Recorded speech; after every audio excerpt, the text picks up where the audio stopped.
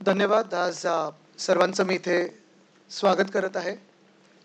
अनेक लोक मला हे प्रश्न विचारत होते, की हे पूर्ण कधी होणार? आज पूर्ण झालंय का? आज उद्घाटन आहे का? तर आज उद्घाटन नाहीये, पण आज एक महत्त्वाचा टप्पा आपण पूर्ण केलेला आहे. ते म्हणजे फेज 1 जे ह्या राष्ट्रीय स्मारकाचा होता, तो पूर्ण झालेला आहे. मला आठवतं ह्याचं भूमिपूजन कोविडच्या काळात सुरू झालं होतं, तेव्हा मुख्यमंत्री उद्धव साहेबच होते.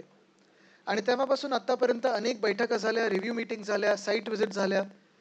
कधी उद्धव साहेब असतील, कधी मी असेन, देसाई साहेब स्वतः मला वाटतं दर आठवड्यात येतच असतात.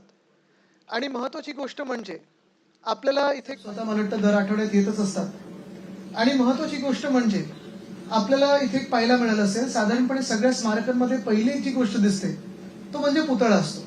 आणि ती संकल्पना बाजूला ठेवून वंदनीय हिंदू सम्राट बाळासाहेब ठाकरे म्हणजे माझे आजोबा यांनी जीवनात काय नक्की घडवलेलं आहे, मुंबईत काय घडवलं, महाराष्ट्रासाठी काय केलेलं आहे, त्यांची जी पूर्ण कथा आहे, जे काही पूर्ण त्यांचं जीवनाचा काळ होता आणि त्यांचं जे काही समाजात असेल, राजकारणात असेल जे योगदान आहे, ते आता पुढच्या दुसऱ्या भागात येणार आहे.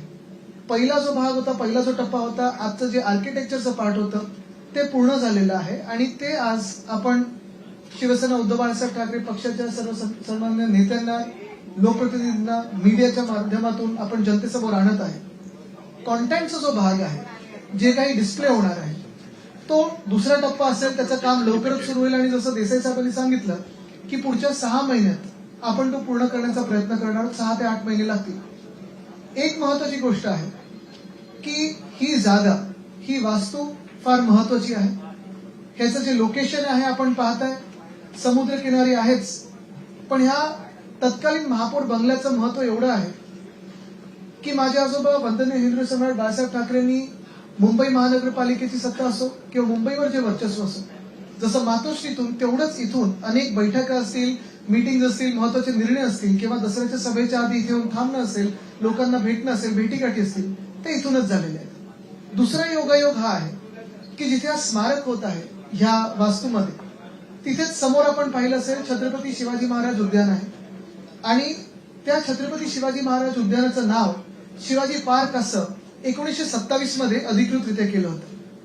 त्याच वर्षी 1927 मध्ये वंदनीय हिंदू सम्राट बाळासाहेब ठाकरेंचा जन्म झाला होता. म्हणजे हा योगायोग असावा की नेता आणि ज्या नेत्यांनी जिथे सभा गाजवल्या, देशाला एक वेगळी दिशा दिली, ते देखील मैदान अधिकृतरित्या जन्माला त्याच वर्षी आलेलं होतं.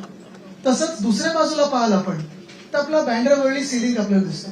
मला वाटतं 1999 साली ज्याचं भूमिपूजन झालं, ती विजन पण त्यावेळी वंदनीय हिंदू सम्राट बाळासाहेब ठाकरेंचीच होती. खरं तर ते नरिमन पॉईंट पर्यंत जाणार होतं, मग सरकार बदललं, अनेक गोष्टी झाल्या. पण दोन्ही बाजूला आपण पाहाल तर साधारणपणे काही ना काही त्यांचं एक नातं आहे, अर्थात पूर्ण मुंबईशी आहे. पण आज हे घडवत असताना काही महत्वाच्या गोष्टी याच्यात लक्ष केंद्रित करून आम्हाला काम करायचं होतं. पहिली गोष्ट म्हणजे जसं देसाई साहेबांनी सांगितलं CRZ, दुसरं म्हणजे हेरिटेज वास्तू, तिसरी उद्धव साहेबांचे आम्हाला आदेश होते की एक सुद्धा झाड न तोडता इथे किंवा त्याला धक्का न लावता तुम्ही काम केलं पाहिजे. तसं आम्ही वाचवण्याचा पूर्ण प्रयत्न केलेला आहे. चौथी गोष्ट म्हणजे जे आम्ही वारंवार पाहिलेलं, मग इथे श्रद्धाताई आहेत, स्नेहलताई आहेत, रावते साहेब आहेत, अनेक महापौर जे इथे राहून गेलेले आहेत, सुनीलजी पण आहेत, अनेक महापौर जे राहून गेलेले आहेत, त्यांना माहिती आहे की पावसाळ्यात इथे जे वारे वाहतात, जो पाऊस येतो आणि ज्या लाटा येतात, त्या लाटांनी हा बंगला देखील हादरायचा. ते देखील प्रोटेक्शन देणं गरजेचं होतं. हे सगळं काम पाहून स्मारक बनवायचं होतं. आणि सगळ्यात महत्वाची गोष्ट म्हणजे हे स्मारक जेव्हा बनवत होतं तेव्हा स्मारक देखणं व्हावं, त्याला एक एस्थेटिक सेन्स असणं गरजेचं आहे. कारण घरी लहानपणापासून मी पहिलं आजोबांसोबत, मग वडिलांसोबत, की ही फाईल जरी अशी वाकडी असली तरी ते सरळ करणं हे गरजेचं असतं.